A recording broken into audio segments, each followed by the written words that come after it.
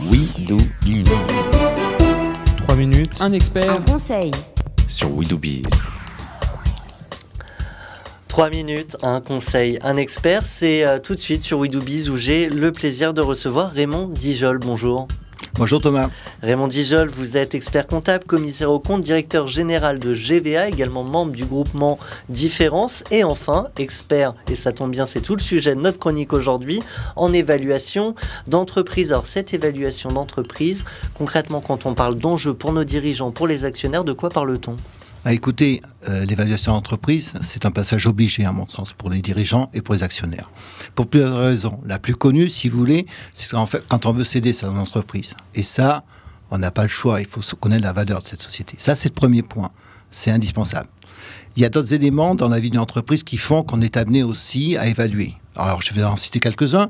Dans le cadre d'une restructuration d'entreprise, par exemple, ce qui est important. Je vais en citer un deuxième, c'est dans les groupes de sociétés. Tous les ans, si vous voulez, il faut connaître la valeur de votre filiale. Et dans ce cas-là, on est amené à faire des évaluations, ce qu'on appelle les impairment tests. Vous voyez ? Donc ça, je dirais, c'est l'approche via l'entreprise dans le caractère professionnel. Je pense également qu'à titre privé, on est amené aussi à demander des évaluations d'entreprise. Pourquoi ?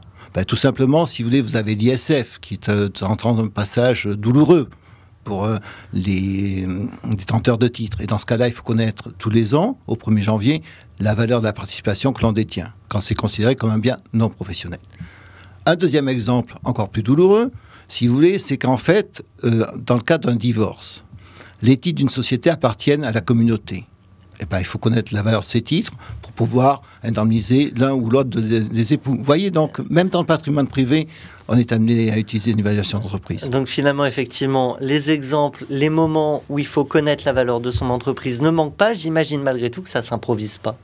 Non, ça ne s'improvise pas. Si vous voulez, je pense que c'est une technique à part entière. Donc il faut connaître, d'une part, si vous voulez, ce qui est l'économie, la finance, le droit, mais aussi les différentes méthodes d'évaluation.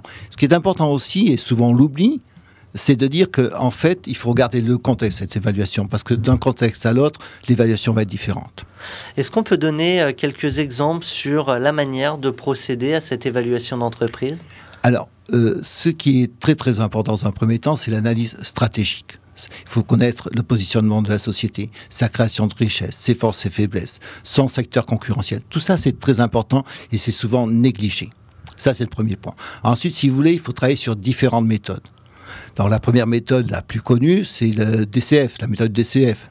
Discounted cash flow, bien sûr, que tout le monde connaît. Le problème, si vous voulez, c'est que dans cette méthode-là, il faut avoir un business plan réaliste.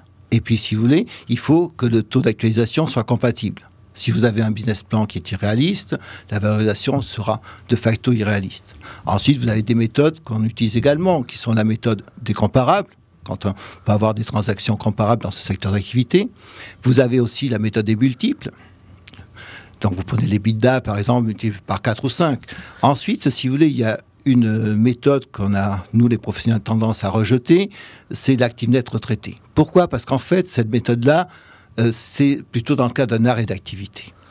D'accord, donc finalement, on prend la meilleure méthode, on regarde celle où vaut le plus notre entreprise et on choisit. Non, c'est pour la boutade. Concrètement, quelles sont les erreurs à ne pas commettre en la matière ? Alors, si vous voulez, moi j'en citerai au moins 3. La première, c'est de s'appuyer sur un business plan irréaliste, ce qui est souvent le cas. La deuxième, c'est de faire la moyenne des méthodes, puisqu'elles ne sont pas compatibles entre elles. Donc, c'est totalement. Et la dernière, en fait, c'est de travailler principalement sur l'actif net retraité. Et puis, si vous voulez, je voudrais rajouter un dernier point, c'est qu'il ne faut pas confondre prix de transaction d'une société et évaluation de la société, puisque dans le prix de transaction, les deux parties sont mis d'accord sur un montant. Effectivement, la loi de l'offre et la demande, combien je suis prêt à la vendre et combien, évidemment, en face, les gens sont prêts à acheter mon entreprise. Un grand merci à vous pour ces précieux conseils. Raymond Dijol, je le rappelle, expert comptable, commissaire aux comptes et expert en évaluation d'entreprise, on l'a bien compris, chez GVA, également membre du groupement Différence. À très bientôt sur l'antenne. Merci beaucoup.